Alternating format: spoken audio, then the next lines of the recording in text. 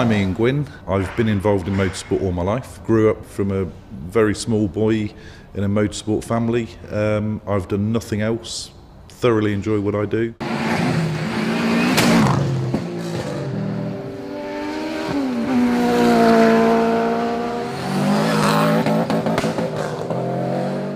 BGM Sport has been around for 30 plus years, formerly known as Bill Gwynn Motorsport, which was my dad's company. I took the company over 6 years ago and we rebranded to BGM Sport. I've been in and around and involved in this business for a lot of years. You know, I spent a lot of time growing up doing different things on different cars and interfering, being a pest, wanting to learn, and that's how I learned. We do rally cars, we do race cars, we do performance road cars, we do on-event service, we do corporate events. I first met Ian about 8 years ago.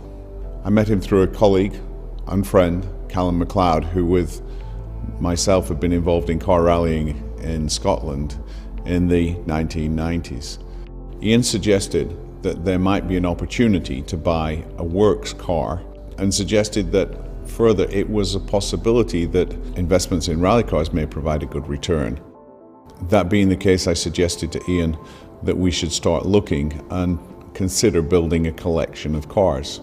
Over the years, that's cultivated not just a business relationship, but a very deep friendship. It is centered around motorsport, but it goes far beyond motorsport. I saw advertised on the internet the ex-David Sutton, or one of the ex-David Sutton motorsport prepared Lotus Cortinas, and I decided to buy it. Having bought it, I realised that there were certain issues with it. So I contacted Ian by phone, and the rapport with Ian immediately on the phone inspired confidence. Eventually brought the car here, and over the last 12 months the car's been completely transformed. And just lots of detailed changes that have made what was a quite difficult car to drive a very pleasant car to drive. And it's the detail, I think, that is so important. In a short space of time, that Ian and Sylviane, Paul and Chris and the team of mechanics, it just feels like a family. The experience that Ian's got is from a very young age, and obviously being brought up around motorsport, really reflects on the attention to detail. That goes beyond anything. But you've got to have the confidence when you're in the car that that car is safe and it's been prepped well, it's been looked after well. And when you come out of a stage with a piece of damage, you've got to have that confidence that when you get back in that car car is ready to go, and ready to go flat out. And I've never ever doubted the capabilities of the technicians through BGM Sport, because they just have that level of professionalism and experience that you can have that confidence in taking that car and then going flat out again. Most of the competition cars that we do have got distinct history. Each different car that we do is a real learning curve. There's a lot of research that goes into doing these cars, because it's not just a question of taking a car, taking it apart, rebuilding it. It doesn't work like that, because inherently the old cars are, you know, probably 75% of them bear no existence to the original car, and it's up to us to research and put them back to how they would have been in the day, and that's what we do. Deciding what standard one is to restore the car to is something that takes skill, because it takes the knowledge of what the car originally was in period. Ian has that ability to focus not on just what the car currently is, but what the car should have been in period, and what it takes to get back to that. It's not always easy, but amongst the historic rally sport restoration community, there's a huge amount of cooperation and support when people can see that the end result is going to produce something which is of historic relevance and significance in the community. Ian has that stature to be able to corral the appropriate people in the industry and help us put together what will be a final product, which is hopefully somebody that everybody interested in the sport will take pride in, enjoy, and that's our objective. There are a number of cars here that live here once they've been restored and refurbished.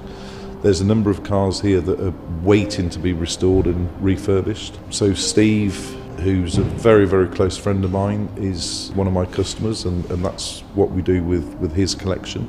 Any relationship where you put your trust in a company to do something that's so special to you and hopefully so special to the rally community in general, to create something of a collection that people will enjoy. I think it's absolutely important that you trust that organisation, that person. It's a very personal relationship.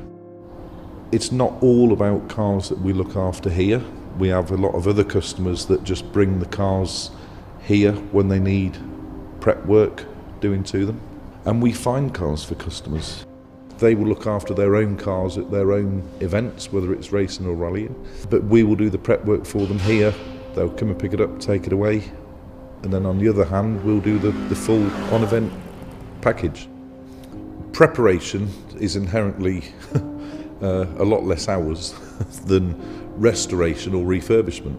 Whatever a vehicle comes into the workshop for, whether it's for a 1,000+ hour rebuild or a 20-hour reprep, ultimately the end goal is to produce something that the customer wants.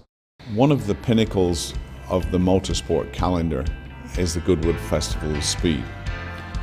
It's an event which I think takes pride of place in the UK calendar for the broad spectrum of motorsport participants. But with particular interest to us is the Goodwood Festival of Speed rally stage. Well, at Goodwood this year we have got quite a few cars going. The RS200 on the hill, which I will share the driving with Di Llewellyn, ex-British rally champion.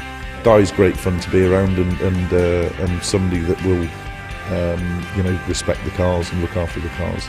And then between us we'll also be driving the ex-McRae Legacy, the ex-Roger Clark Mark 1 Escort, a Group A 555 Subaru for Ryan Champion, and we're taking a Fiat 124 for Max Gerardo.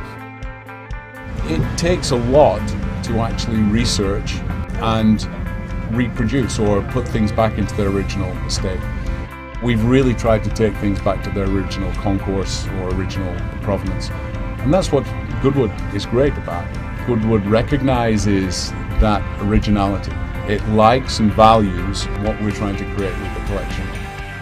Each year we come to this event, we've found even more to look around at, to see, and not just in the rally sector, but from Formula One to circuit racing to eras gone by.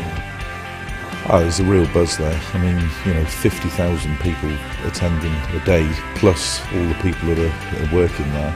There's something special about being in a car like that. It's a privilege it's a privilege to see them, but to get actually to be a passenger in one around the rally stage at Goodwood is even more so. Yeah, and I think it's just an opportunity to get to see things that you don't normally see. Actually, get to see other cars that you don't normally see, and actually just meeting people that some people you just see once a year, and just having a bit of camaraderie with them and having some fun, and yeah, it's great. I think the two most challenging and the two most rewarding cars that we've done over the last 6 years has been the Group B RS200, the ex-Stig Blomqvist car, and the other one is the Ferrari Daytona Group 4 car. Both very challenging in different ways, but those two in particular were very interesting. The Ferrari, as an example, was probably more, well, it was more challenging because we had a specific time scale to do it in. The RS200 that probably took 3 years to do that car. It was a very original car that had never really been loved and looked after for many, many, many years. When you've done a full rebuild, refurb, restoration or whatever on a car, let's say it's arrived here and it's a non-runner as an example, when something is not a runner, yeah, it's a real buzz. When you've done hundreds of hours doing a car and actually taking it on a trailer and taking it to a track or a test venue or whatever and running it for the first time, yeah, it's really is a huge buzz of doing that. Yeah, it is very rewarding, not just for me, but for the, you know, all the guys that do the work in the workshop. It's very rewarding for them as well. Yeah, it is a dream job, but it's kind of a dream job for me because it's in my blood.